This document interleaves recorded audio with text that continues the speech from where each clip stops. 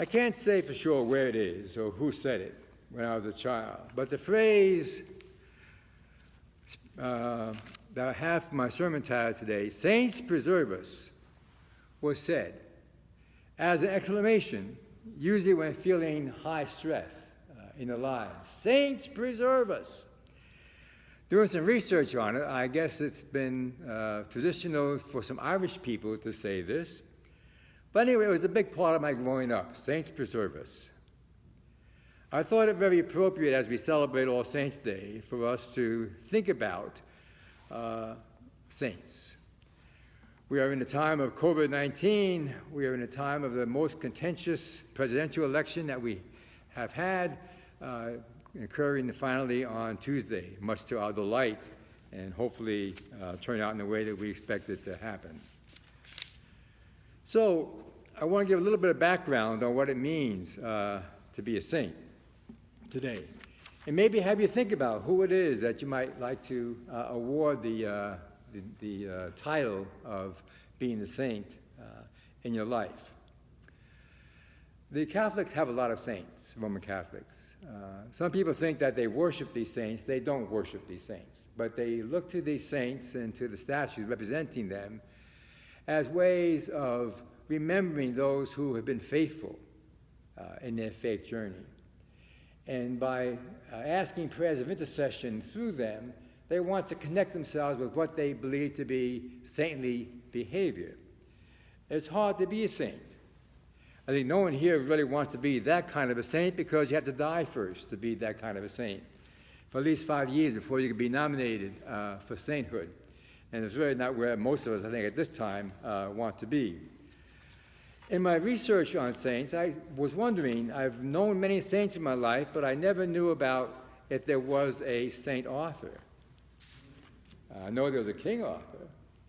I always try to remind my wife about that. She doesn't accept it. But Saint Arthur, and there was a Saint Arthur. Saint Arthur of Glastonbury. Now, that's not Glastonbury, Connecticut. That's Glastonbury over in England.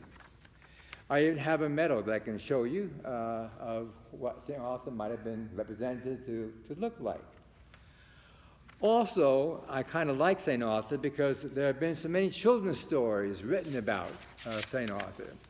A whole series of books entitled The Crazy Adventures of the Family of St. Arthur. So I said, wow, I can really relate to that.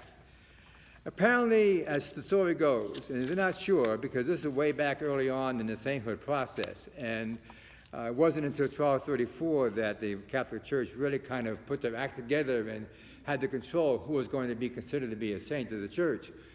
But he was in England, and apparently during the time of Henry VIII, who kind of threw the Pope out and was putting himself as the head of the church.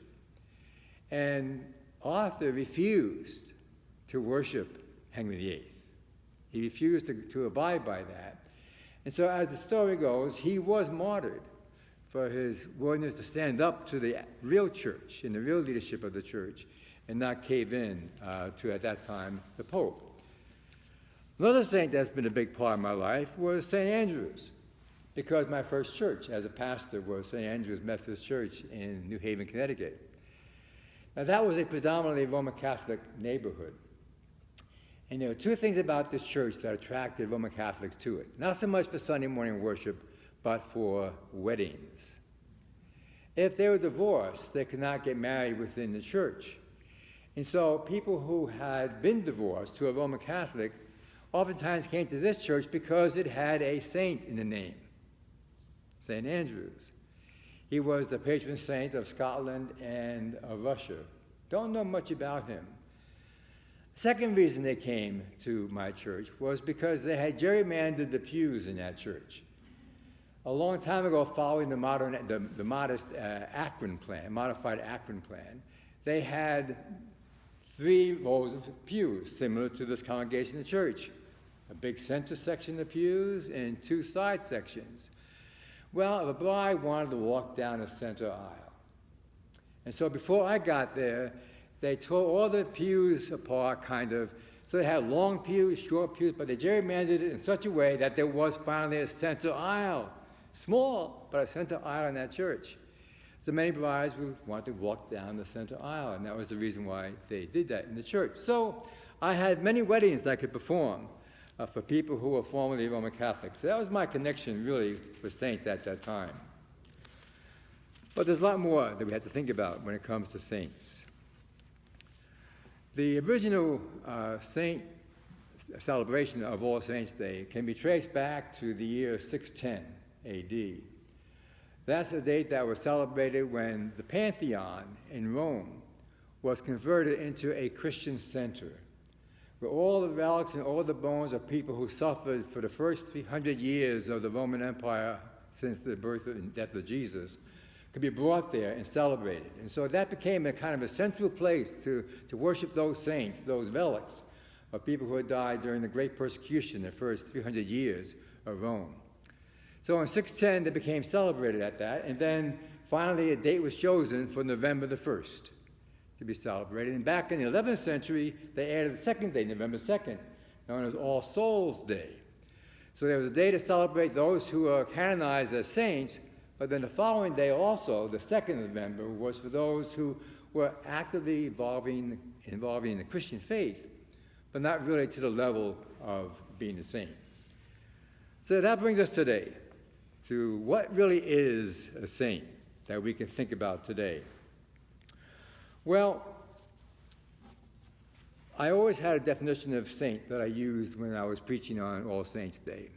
We had stained glass windows, and we had some figures that were in the stained glass windows. I'm looking around and trying to find a person, but I see mostly the colored glass in here. Behind me, there's one. Of course, that's the Good Shepherd, Jesus. But to me, a saint is somebody who lets the light of Christ shine through them so that others will witness the power and beauty and compassion of God through Christ. That's my definition of a saint. And there have been many people in my life who would fit that definition. People who are very faithful to the churches that I served, people in the community who practiced their lives in such a way that even if they were not people who were Christian even, I thought had the spirit of Christ in their lives. And with that kind of working definition, I think many of us here today can reflect upon people in our lives. And even think about ourselves, because let's face it, sometimes we can be like saints. But it's tough to be a saint also.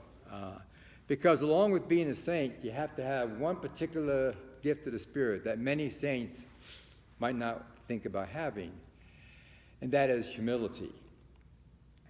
Saints have to have humility as a quality in their lives, and many do. Now, Winston Churchill would not be considered a saint, I think, in many people's minds, but one time he said, someone asked him, "Doesn't it just thrill you? Every time you speak, the hall is packed to overflowing." And Churchill responded to that by saying, "It is quite flattering. But whenever I feel this way, I always remember that if instead of making a speech, I was being hanged, the crowd would be twice as large." So that kind of kept him somewhat humble in his leadership of England at that time.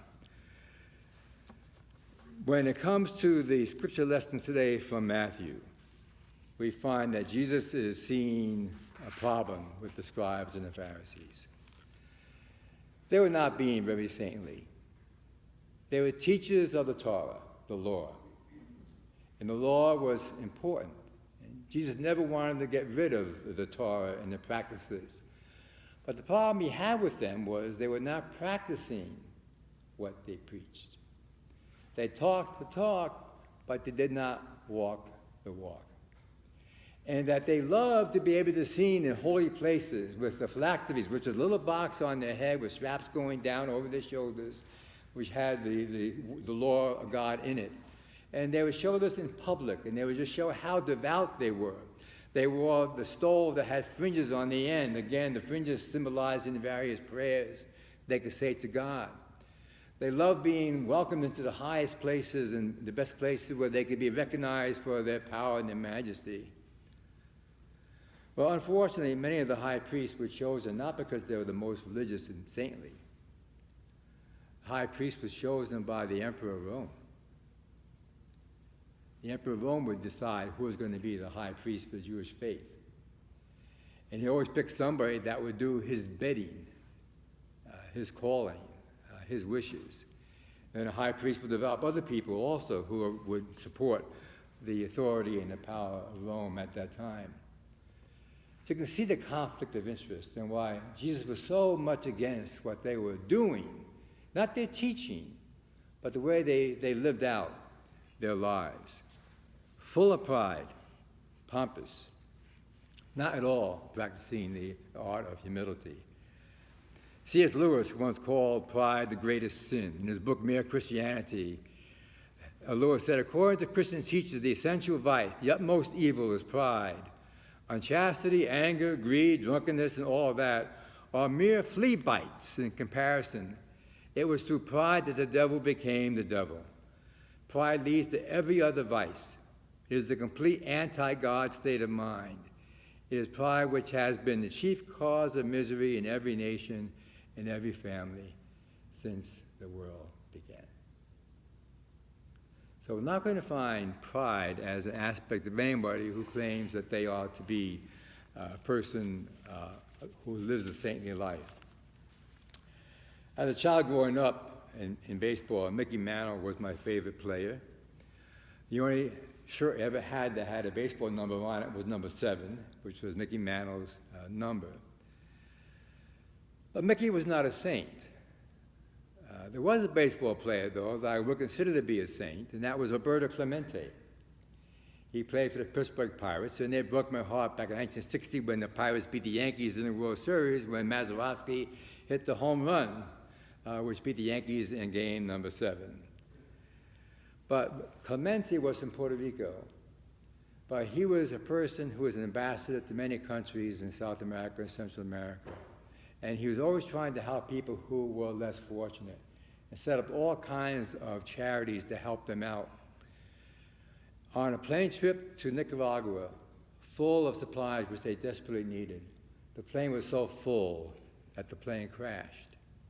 And Clemente perished in that plane crash in '71.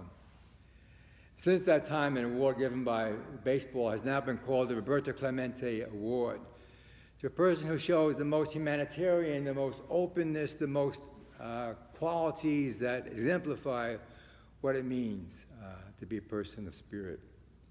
And so I would see him certainly more as a saint than anything else. Another saint that comes to mind reminds us of the miracle on the Hudson with Captain Sully, who safely brought down a plane on the Hudson River with 150 people on board. All of them survived, with many people coming to the rescue, with all kinds of boats. Even the Circle Line boat came out to rescue the people off the wings of that plane. But Sully never took credit for that, really. He just said, my training brought me to that point and I was ready for it, but he was not a person who would brag about that event, even in the future. He also is one of the ones I would recommend for sainthood today. Who is on your list of being a saint? Who in your life has shown such a degree of humanitarianism or love and compassion that has brought you closer to the reality of who Christ is in your life? That's what we want to celebrate today.